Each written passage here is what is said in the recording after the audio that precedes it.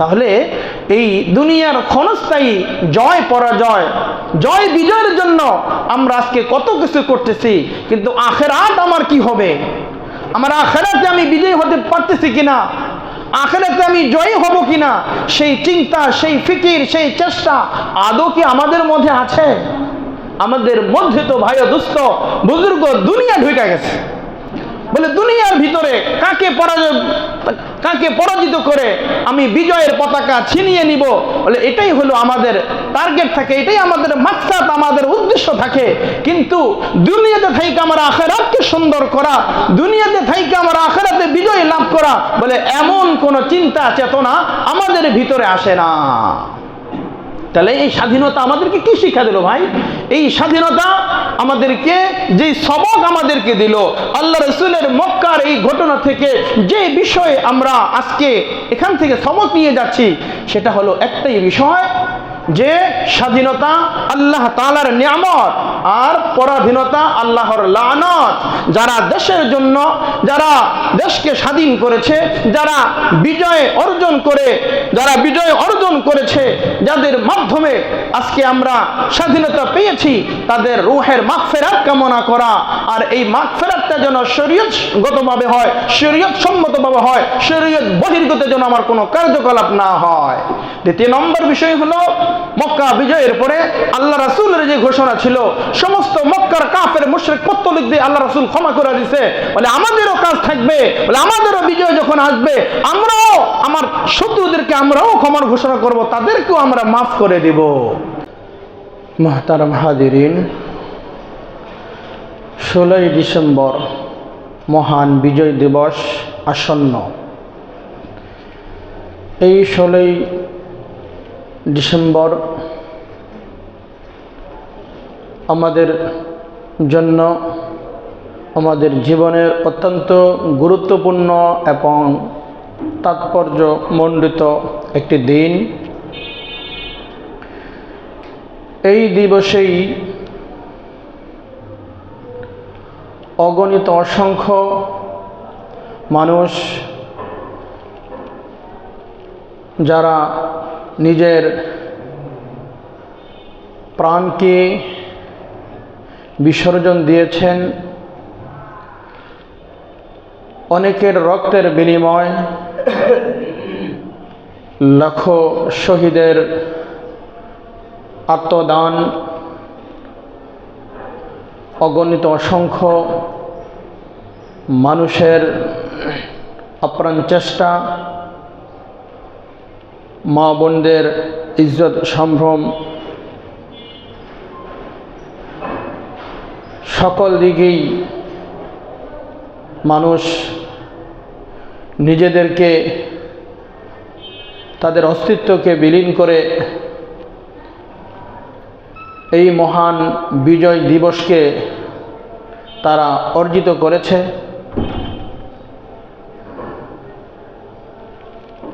এই বিজয় এমন একটি মহাবিজয়ের দিন, যে বিজয় আমাদেরকে স্বাধীনতা, স্বাধীন বাকশক্তি, এই মাতৃভূমির জন্য, দেশের জন্য যারা প্রাণ উৎসর্গ করেছেন, বলে তাদের আত্মত্যাগ আর কুরবানির মাধ্যমে আজকের এই মাটি, এই দেশ আজকে আমরা পেয়েছি। অনেক মমতাময়ী মা তার কলিজা টুকরা সন্তানকে হারিয়েছেন,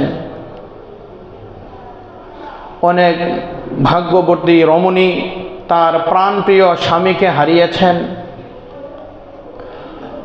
অনেক ভাগ্যহত পুত্র ও কন্যা সন্তান তার মমতাময়ী মাতা পিতাকে হারিয়েছেন। অর্থাৎ সকলের আপ্রাণ চেষ্টা, আত্মদান, আত্মবিসর্জনের মাধ্যমে যখন পরিপূর্ণ হয়ে গেল, তখন আল্লাহ রাব্বুল আলামিন রহমতের দৃষ্টি দিয়ে এরপরে আমাদেরকে এই বিজয় এবং স্বাধীনতার অর্জনের সুযোগ আল্লাহ করে দিয়েছেন, আলহামদুলিল্লাহ।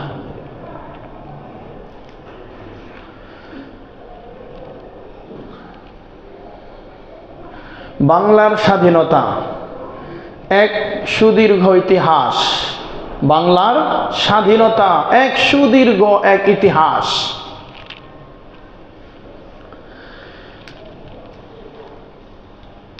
এই দেশকে রক্ষা করার জন্য, দেশকে স্বাধীন করার জন্য, এই দেশকে বিজয়ী করার জন্য ব্রিটিশদের বিরুদ্ধে সশস্ত্র সংগ্রামে তারা যুদ্ধে ঝাঁপিয়ে পড়েছিল। ব্রিটিশরা 200 বছর পর্যন্ত অপশাসন করেছিল এই দেশ। এই ব্রিটিশদের থেকে মুক্ত করার জন্য সর্বপ্রথম যারা ঝাঁপিয়ে পড়েছিলেন বা সর্বোচ্চ ভূমিকা যারা পালন করেছিলেন তারাই হলেন জাতির শ্রেষ্ঠ সন্তান হযরতে উলামায়ে কেরাম। হযরতে শাহ আব্দুল আজিজ মুহাদ্দিসে দেহলভী রহমতুল্লাহ আলাইহি ভারত উপমহাদেশকে দারুল হরফ তথা শত্রু কবলিত ঘোষণা করেছিলেন। শাহ আব্দুল আজিজ মুহাদ্দিসে দেহলভী রহমতুল্লাহ আলাইহি তিনি সর্বপ্রথম এই ভারত উপমহাদেশকে দারুল হরফ শত্রু কবলিত ঘোষণা করেছিলেন। তার এই ঘোষণা পুরা ভারত উপমহাদেশের মধ্যে দাবানল ছড়িয়ে পড়েছিল। যখনই তিনি হুঙ্কার দিয়েছেন, তাদেরকে শত্রু কবলিত দেশ বলে ঘোষণা করেছেন তাদেরকে, তখন পুরা ভারতবর্ষের মধ্যে তার এই বক্তব্য, তার এই কথা, তার এই ভাষা ভারতের মধ্যে দাবানল ছড়িয়ে পড়েছে।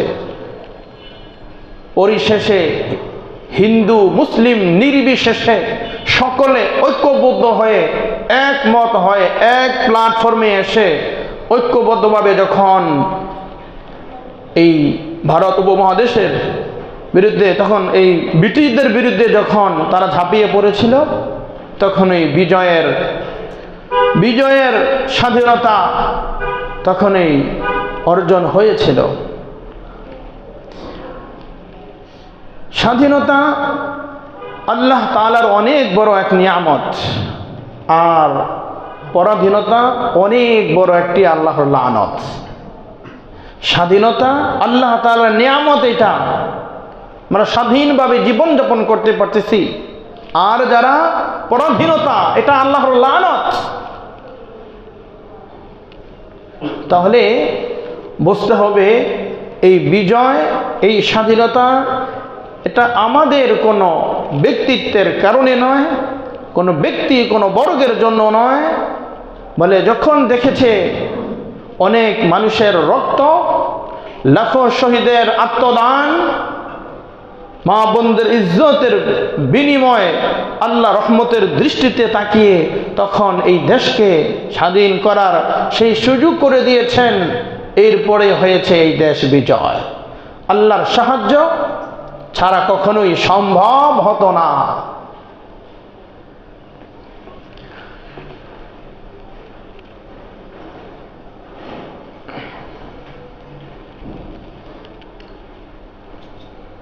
ব্রিটিশদের বিরুদ্ধে যখন সংগ্রাম শুরু হয়েছিল, এই সংগ্রামের মধ্যে যখন তারা ঐক্যবদ্ধ হয়েছিল, আমাদের নীতিমালা সব কিছু, আমাদের দাবি দাওয়া সব কিছু বলে তার মধ্যে কোনো বৈষম্য থাকবে না। মুসলমান যখন ঐক্যবদ্ধ হয়ে যখন যুদ্ধ করেছিল, যুদ্ধ হওয়ার পরে এরপরে যখন পাকিস্তান আর হিন্দুস্তান দুইটা ভাগ হয়ে গেল, পাকিস্তানের মধ্যে সংখ্যাগরিষ্ঠ মুসলমান ছিল, হিন্দুস্তানের মধ্যে সংখ্যাগরিষ্ঠ হিন্দু ছিল। মুসলমানরা চাইতেছে আমরা আমাদের স্বাধীনতা, ভিন্ন একটা জাতি আমাদেরকে, আমরা আমাদের মতো তৈরি করা হোক, আর হিন্দুরা চাইতেছে যে না, আমাদেরকে স্বাধীনভাবে আমাদেরকে স্বাধীনতা দিতে হবে। দুই দলের মধ্যে বলে চরম পর্যায়ে একটা সংগ্রাম হয়েছে। এরপরে দুইটা ভাগ হয়ে গেছে। মুসলমান তখন প্রায় ১,৫০০ মাইল দূরত্ব থেকে এসে পাকিস্তানের সাথে মিলিত হয়েছে। একটাই কারণ, আপনারা মুসলিম, আমরাও মুসলিম, মুসলমানদের সাথে মুসলমান আমরা বুক মিলাতে চাই, আমরা আপনাদেরকে সাহায্য সহযোগিতা করতে চাই। তবে শর্ত হলো,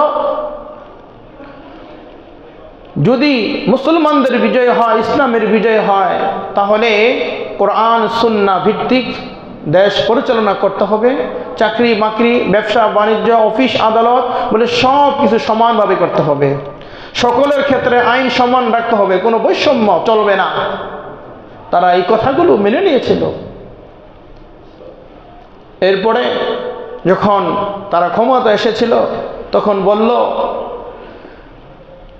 শাহ আজিম মোহাম্মদ আলী তখন বলেছিল যে আপনারা তো অঙ্গীকার দিয়েছিলেন আসলে আমাদের সাথে কোনো অনৈতিক কার্যকলাপ আপনারা করবেন না। তখন বলেছিল, মৌলানা ওহ তো এক সিয়াসি ওয়াদা হ্যায় জো হোনে কি নেহি। বলতেছে মাওলানা, ওটা তো একটা রাজনৈতিক ওয়াদা ছিল আমার। কি বলছে মাওলানা?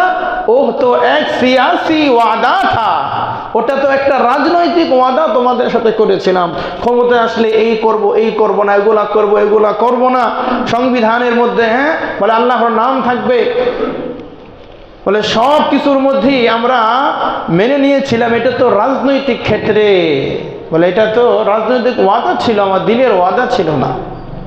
বলে একের পরে এক মুসলমানদের উপর সীমাহীন জুলুম, অত্যাচার, নির্যাতন চালিয়েছে। যখন দেখলো মুসলমানদের এখন দেওয়ালে পিঠ লেগে গিয়েছে, তখন মুসলমান আর সহ্য করতে না পারে এরপরে তাদের সাথে যখন সশস্ত্র সংগ্রামে যুদ্ধে লিপ্ত হয়েছে, তো যুদ্ধে লিপ্ত হওয়ার পরে যারা শাহাদাত বরণ করেছে, যারা শাহাদাতের মাকাম যারা অর্জন করেছে, বলে এই লোকগুলা তারা তো দেশের জন্য, তারা আত্মদান করেছে, আত্মবিসর্জন দিয়েছে, তারা কোনো ধর্মের জন্য দেয় নাই এবং ধর্ম নিরপেক্ষের জন্য তারা এই করে নাই। বলে তাহলে শরীয়তের হুকুম কি? যেই লোকগুলা শাহাদাত বরণ করেছে, শহীদ হয়েছে স্বাধীনতার জন্য, এই বিজয়ের ছিনিয়ে আনার জন্য এই লোকগুলোর হুকুম কি হবে? তারা কি শহীদের হুকুমে পড়বে? নবী করিম সাল্লাল্লাহু আলাইহি ওয়াসাল্লাম বলতেছেন, ইন্নামাল আমালু বিন্নিয়াত। প্রত্যেকটা কাজ তার আমলের উপর নির্ভর করবে, প্রত্যেকটা কাজ তার আমলের উপর নির্ভর করবে। যেই নিয়তে তারা দেশের জন্য,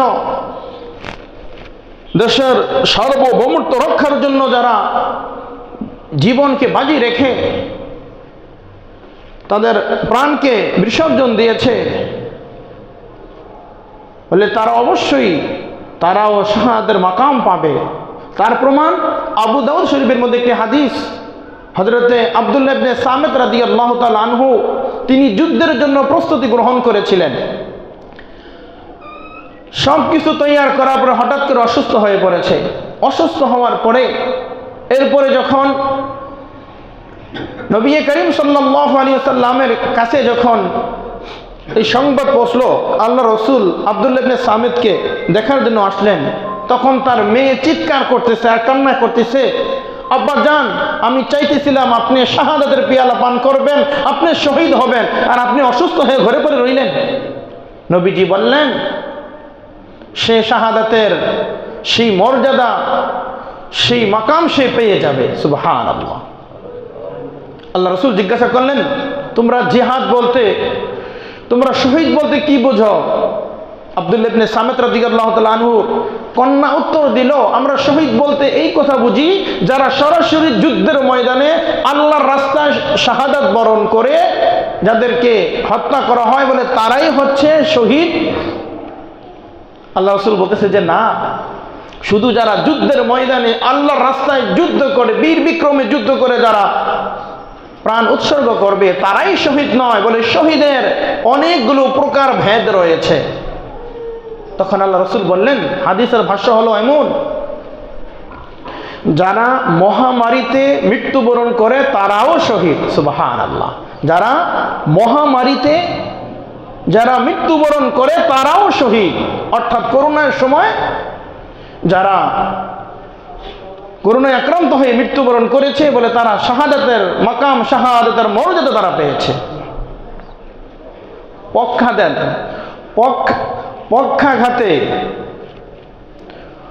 পক্ষাঘাতে যারা মৃত্যুবরণ করে তারাও শহীদ।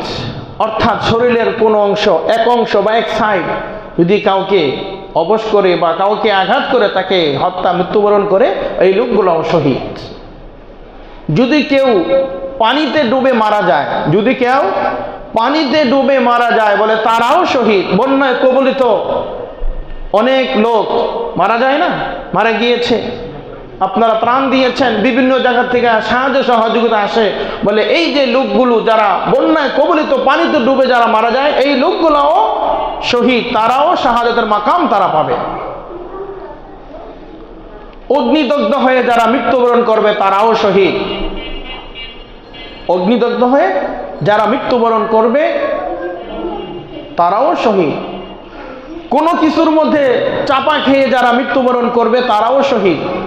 মাইলস্টোন যে স্কুল, এরপরে রানা প্লাজা, এই যে বিভিন্ন জায়গার মধ্যে বিভিন্ন বিল্ডিং ধসে বা বিভিন্নভাবে যারা চাপা পড়ে মারা গিয়েছে, গাড়িতে চাপা পড়ে যারা মারা যায়, ট্রাকের নিচে চাপা পড়ে যারা মারা যায়, বলে এই লোকগুলাও শহীদের অন্তর্ভুক্ত। সুবহানাল্লাহ।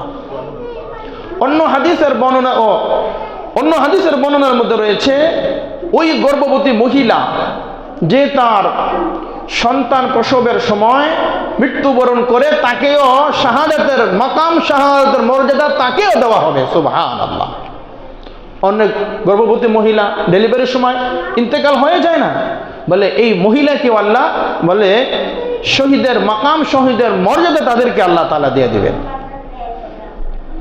শুধু তাই নয়, শত্রুপক্ষ যদি কাউকে আক্রমণ করে, শত্রুপক্ষের আত্মরক্ষার জন্য আত্মরক্ষা করতে গিয়ে কেউ যদি শাহাদাত বরণ করে, তাহলে সেও শহীদ, তাকেও শহীদ বলে গণ্য করা হবে। কোনো মানুষ যদি, কোনো নারী যদি তার ইজ্জতের হেফাজতের জন্য সে যদি মৃত্যুবরণ করে, তাহলে সেও শহীদ। বর্তমান যে পরিস্থিতি, যে অবস্থা, বিভিন্ন সোশ্যাল মিডিয়ার মাধ্যমে আপনারা দেখতেছেন, আজকে আমাদের মেয়ে, আমাদের বোন, আজকে তারা নিরাপদ নয়। জোরপূর্বক তাদেরকে ধর্ষণ করা হচ্ছে, তাদেরকে জুলুম নির্যাতন তাদের উপর চালিয়ে দেওয়া হচ্ছে। এই মুহূর্তে সে যদি তার নিজের ইজ্জতের হেফাজতের জন্য সে যদি তাদের সাথে মোকাবেলা করে, আর এই মতো অবস্থায় সে যদি মৃত্যুবরণ করে, তাহলে তাকেও শাহাদাতের মাকাম তাকে দেওয়া হবে।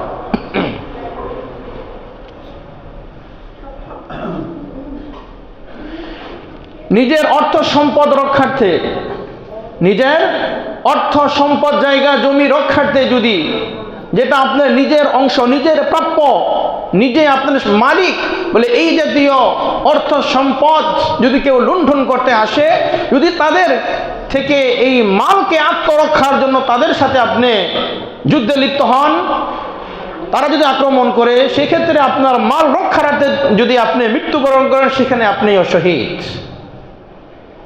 তাহলে শহীদের প্রথমত চলে গেল 7 প্রকার, এরপর আরো 3 থেকে 4 প্রকার। বলে শহীদের বিভিন্ন প্রকার রয়েছে। সুতরাং যারা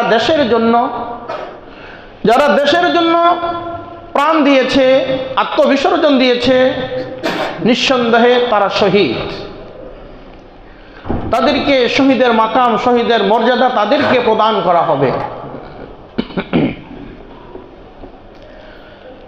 এখন প্রশ্ন হলো, এত কিছুর পরে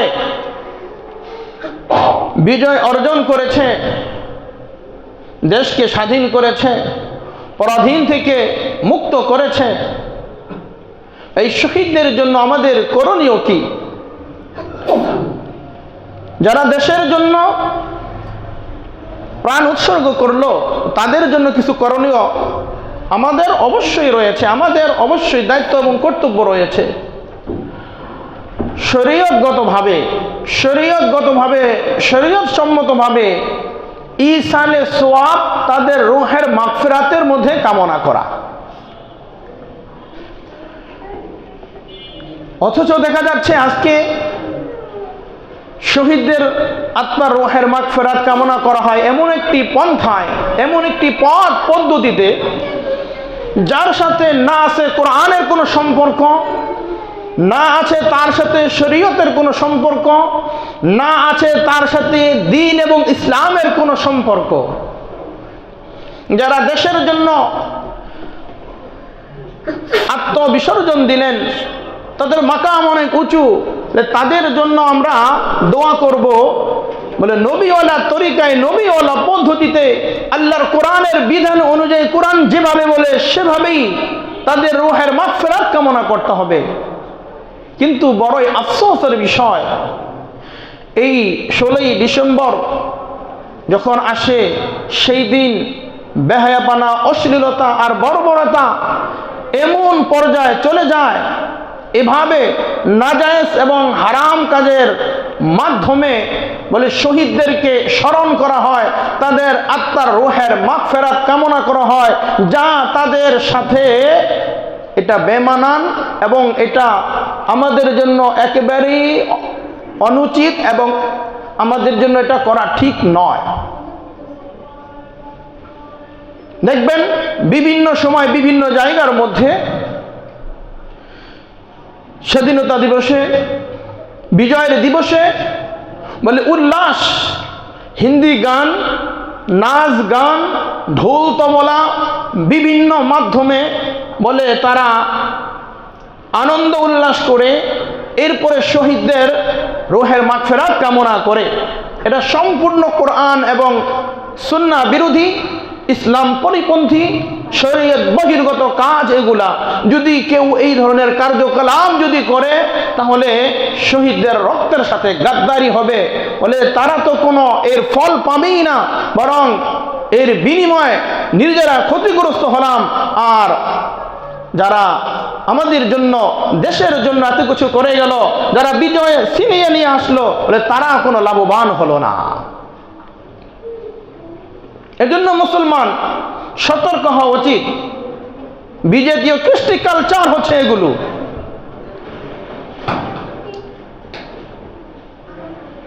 12টা যখন বেজে যায়, তখন তাদের কবরের পাশে ফুলের তোড়া নিয়ে, শহীদ মিনারে ফুল নিয়ে যাওয়া হয়। কেন?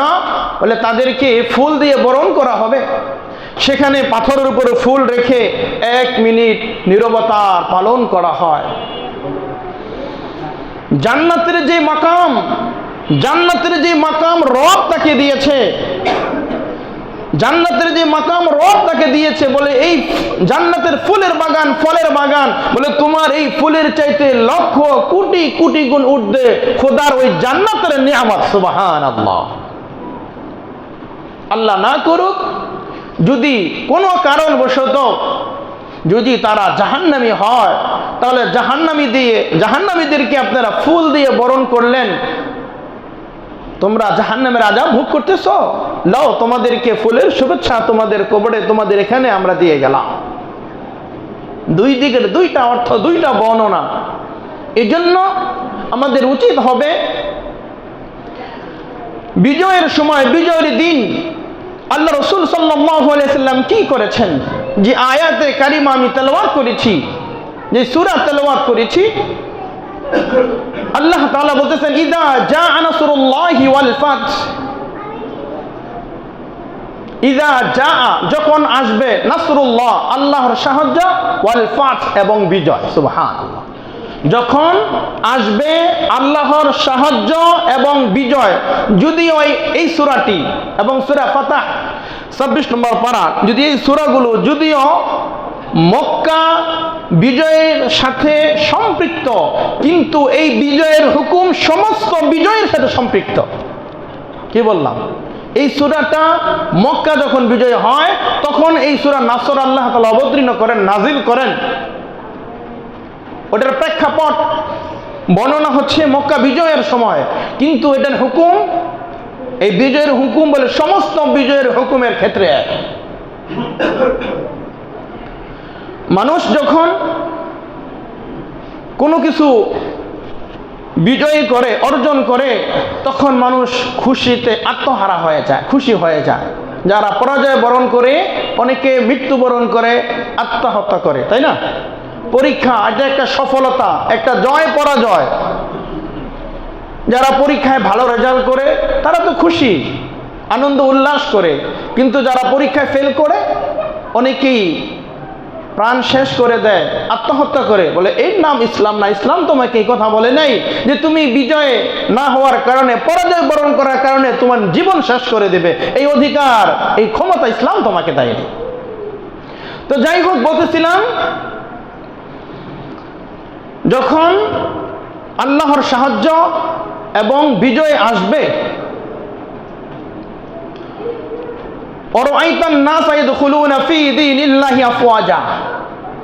হে মুহাম্মদ, তখন আপনি আল্লাহর দিনে তাদেরকে দলে দলে প্রবেশ করতে আপনি দেখবেন। সুবহানাল্লাহ। আর যখনই তারা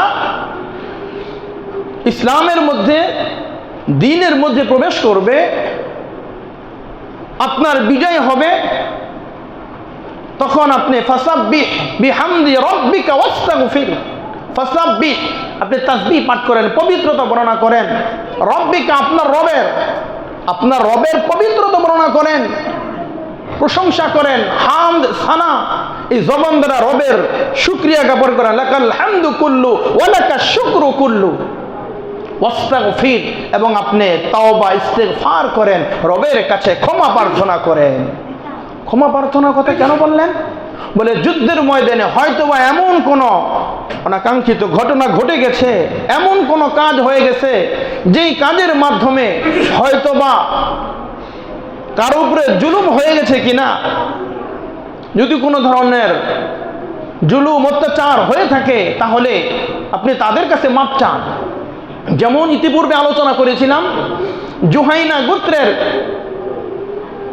নেতৃত্ব দিয়া আল্লাহ রসুল পাঠাইছিলেন এক সাহাবীকে। সে যখন বীর বিক্রমে যুদ্ধ করতেছিল, তখন এক কাফেরের মাথায় তরবারি ধরেছে। কাফের তখন বলেছে লা ইলাহা ইল্লাল্লাহ মুহাম্মাদুর রাসূলুল্লাহ। এরপরেও ওই সাহাবী তাকে হত্যা করেছে। যুদ্ধের পরে এসে আল্লাহ রসুলকে বলে, ইয়া রাসূলুল্লাহ, যুদ্ধের ময়দানে তুমুল যুদ্ধ চলতেছে, বীর বিক্রমে যুদ্ধ চলতেছে, এমতো অবস্থায় এক কাফের মাথায় তরবারি এনেছি, সে তখন কালিমা পড়েছে। আমি নবীজি বললেন, ও সাহাবী, তুমি কি তাকে এমতো অবস্থায় তাকে হত্যা করেছ? বলো, ইয়া রাসূলুল্লাহ, সে তো নিজের প্রাণকে বাঁচানোর জন্য সে তো কালিমা লা ইলাহা ইল্লাল্লাহ পড়েছে। নবীজি তখন বললেন, ও সাহাবী, আফালা শাকাকতা আন কলবিহি, ও সাহাবী, তুমি তার কলবটা সিরা দেখলা না কেন? তার কলবের ভিতরে একাত্মবাদের সেই বিশ্বাস আছে কিনা, লা ইলাহা ইল্লাল্লাহর একাত্মতার ভিতরে আছে কিনা? চিন্তা করছেন? নবীজি বলছেন, ও সাহাবী, এই কালিমা লা ইলাহা ইল্লাল্লাহ যখন হাসরের ময়দানে তোমার বিরুদ্ধে অভিযোগ পেশ করবে, মামলা দায়ের করবে, তখন তোমার অবস্থা কি হবে? যুদ্ধের ময়দানে কাফেরকে হত্যা করেছে, সে মতো অবস্থায় রাসূল ওই সাহাবীকে ধমক দিয়েছেন, কঠোর ভাষায় কথা বলেছেন। এজন্য আল্লাহ বলছেন, ফাসাব্বিহ বিহামদি রাব্বিকা ওয়াস্তাগফির। বিজয়ের সময়, বিজয়ের পরে আপনার রবের পবিত্রতা ঘোষণা করেন, তাসবিহ তাহলিল পাঠ করেন, আর আপনার রবের কাছে ইস্তেগফার করেন, ক্ষমা প্রার্থনা করেন। না জানি এই বিজয় করার জন্য আমাদের দ্বারা, আমার সাহাবীর দ্বারা, তাদের দ্বারা কোনো ধরনের কোনো বাড়াবাড়ির কাজ হয়েছে কিনা, তারা কোনো জালেমের শিকার হয়েছে কিনা, কেউ কোনো মজলুমকে তারা হত্যা করেছে কিনা। দেখছেন ইসলাম, আজকে বিজয় পেয়েছি, স্বাধীনতা পেয়েছি, কত ধরনের হিন্দি গান, আর এই যে এমন এক পরিস্থিতি, এক অবস্থা হয়, এটাই কি বিজয়? এটাই কি স্বাধীনতা? এটাই কি ইসলামের নীতি? না বন্ধুরা, এটা ইসলামের নীতি নয়, এটা শরীয়ত সম্মত কোনো কাজ নয়। বলে শরীয়ত বহির্গত কার্যকলাপ আমরা এগুলো করি।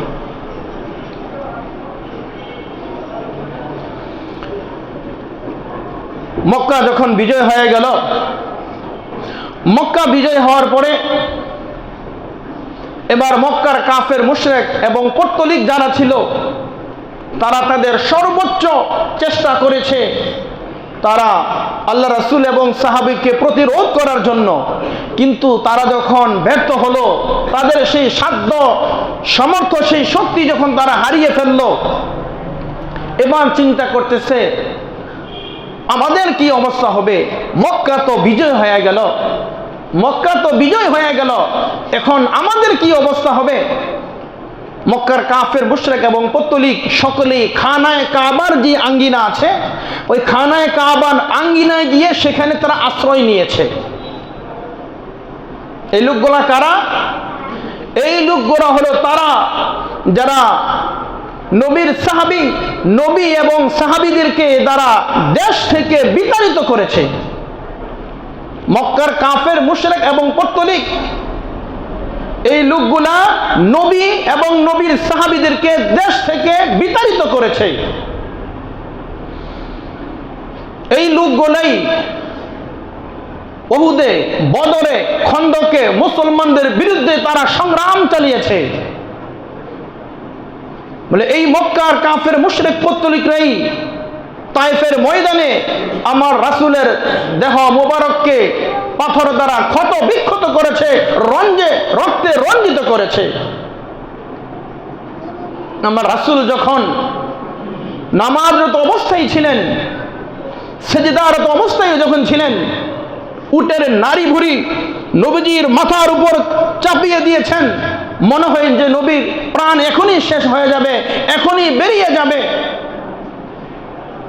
সাহাবীদের উপর বিভিন্ন প্রকার জুলুম, অত্যাচার, নির্যাতন সীমাহীনভাবে তারা চালিয়েছে। নবীর সাহাবী যারা মুসলিম, সবেমাত্র কালিমা পড়ে মুসলমান হয়েছে, এমন অগণিত অসংখ্য সাহাবীদেরকে আরবের মরুভূমির উত্তপ্ত বালুর মধ্যে তাদেরকে শুইয়ে তাদের বুকের মধ্যে আগুনের সেক তাদেরকে দেওয়া হয়েছে। হযরতে বেলাল হাবশী রাদিয়াল্লাহু তাআলা আনহুকে জ্বলন্ত কয়লার উপরে তাকে রেখে দেওয়া হয়েছে। তার কোমরের গোশত গলে গলে সব পড়ে গিয়েছে, শুধুমাত্র তার হাড্ডিগুলো শুধু দেখা যাইতো। আল্লাহ রাসূল যখন দেখতো বেলালের এই অবস্থা, নবীজি বলতো, বেলাল তোমার এই অবস্থা কেন হয়েছে? বলে, ইয়া রাসূলুল্লাহ, আপনার হাতে বায়াত হয়েছি, কালিমা পড়েছি, মুসলমান হয়েছি, এজন্য মক্কার কাফের মুশরিক পত্তলিকরা আমাকে এই আরবের উত্তপ্ত বালুর মধ্যে আমাকে শোয়া, আমাকে গরম সেক দিছে, যার কারণে আমার মাজার মধ্যে কোমরেও কোনো গোশত নাই, সমস্ত গোশত খসে খসে পড়ে গেছে। নবীজি বলতেছে, বলে এই সমস্ত লোক যারা এইভাবে আল্লাহ রাসূলকে, রাসূলের সাহাবীদেরকে কষ্ট দিয়েছে, নবীজি বলতেছে দীর্ঘ 13টি বছর পর্যন্ত জুলুম অত্যাচারের স্টিম রুলার তোমরা আমার উপরে, আমার সাহাবীদের উপরে তোমরা চালিয়েছ। তোমরা কি জানো এখন মক্কা বিজয় হয়েছে, তোমাদের সাথে আমার আচরণ কি হবে? মক্কার কাফের মুশরিক পত্তলিকদের কলিজার পানি শুকিয়ে গেছে, তারা ভীত সন্তুষ্ট হয়ে গেছে। আজকে না জানি আল্লাহ রাসূলের জবান দ্বারা কোন ফয়সালা জারি হয়ে যায়, কি অবস্থা হবে।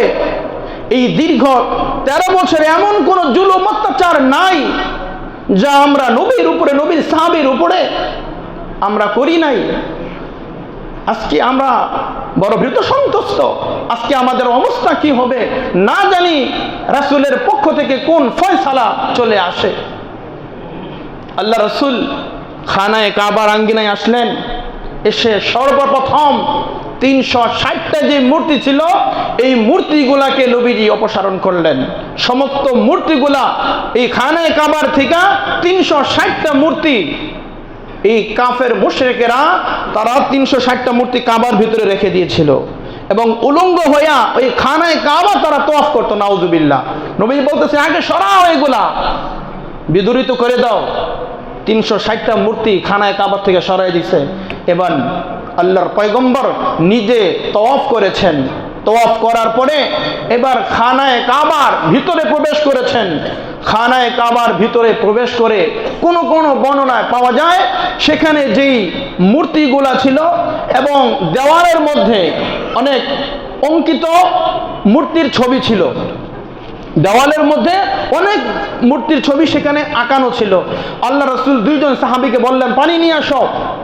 তখন তারা পানি নিয়ে আসলেন, আনার পরে সেটাকে ধুয়ে মুছে একবারই পরিষ্কার করে তখন এই খানায়ে কাবার দেওয়াল থেকে সেটাকে মুছে দিলেন। মুছে দেওয়ার পরে কোনো বর্ণনায় পাওয়া যায় আল্লাহ রাসূল 8 রাকাত সেখানে মক্কা বিজয়ের পরে 8 রাকাত নামাজ সেখানে পড়েছেন।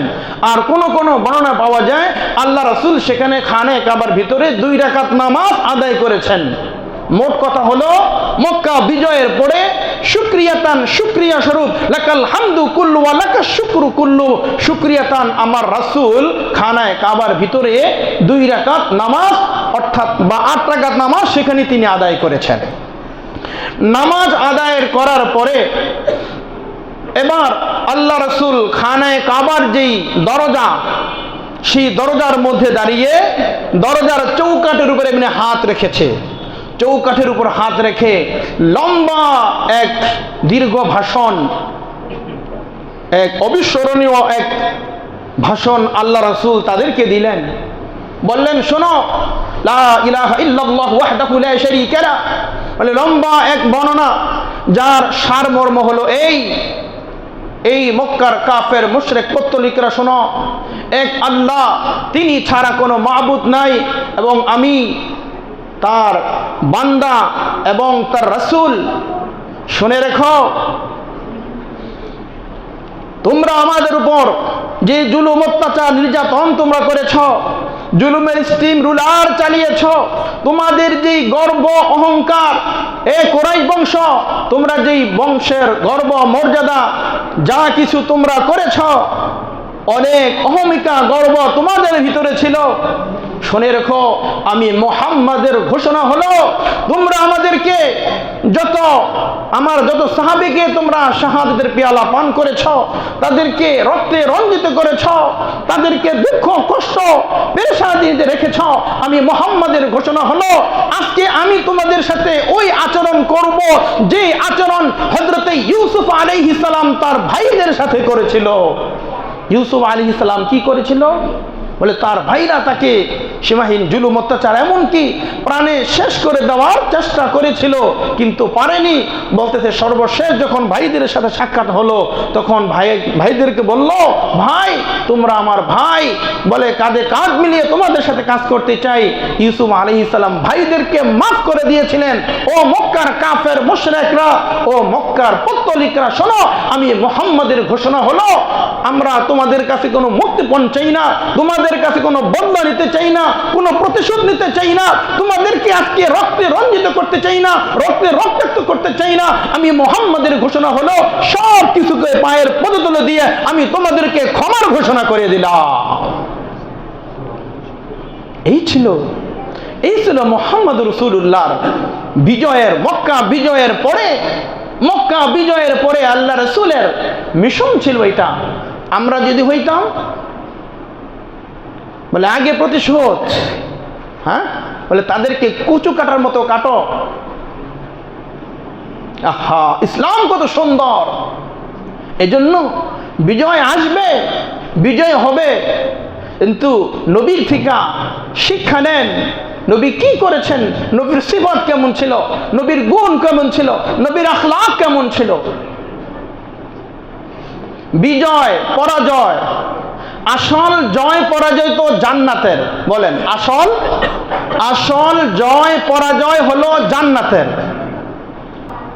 যাদেরকে জাহান্নাম থেকে দূর করে দেওয়া হবে এবং জান্নাতের নিকটবর্তী করে দেওয়া হবে, সেই লোকগুলো হলো প্রকৃত জয়ী, তারাই হলো বিজয়ী এবং এটাই হলো চিরস্থায়ী। সুবহানাল্লাহ। দুনিয়ার জয় পরাজয়, দুনিয়ার জয় বিজয় এটা আসল জয় বিজয় নয়। বলে জান্নাতে যারা বিজয় হবে তারাই আসল বিজয়ী। বিজয়ের পরে যদি পরাজয় হয় তাহলে সেটা কোনো বিজয় নয়। বিজয়ের পরে যদি কেউ পরাজয় বরণ করে তাহলে সেটা আসল বিজয় নয়। আনন্দের পরে যদি আবার দুঃখ কষ্ট আসে তাহলে সেটা সেই আনন্দ নয়। সুখের পরে যদি অসুখ আসে তাহলে সেই সুখ নয়।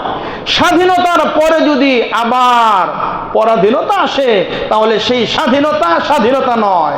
বিজয়ের পরে যদি আবার পরাজয় আসে তাহলে সেই বিজয় না। জয়ের পরে যদি আবার পরাজয় আসে তাহলে সেই জয় না। বলে শুধুমাত্র কেবলমাত্র বলে ওইটাই হলো আসল আশঙ্কা, যে আশঙ্কা তোমাকে স্বাধীনতা এবং বিজয় দিয়ে তোমাকে চিরস্থায়ী জান্নাতে পৌঁছাইয়া দিবে। লা ইয়ামাসসুনা ফিহা নাসাবু ওয়া লা ইয়ামাসসুনা ফিহা লুগুব।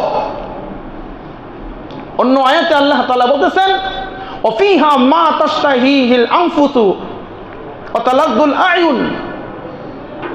আল্লাহ তাআলা কোরআনে কারীম অন্য জায়গায় বলতেছেন যে জান্নাতের মধ্যে বলে এমন জান্নাতের মধ্যে তোমাদের জন্য এমন নাজ নিয়ামত সেখানে রাখা হয়েছে যেটা হবে চিরস্থায়ী, আর যেটা তোমাদের নয়নকে তোমাদের দৃষ্টিকে তৃপ্তি দান করবে। সুবহানাল্লাহ।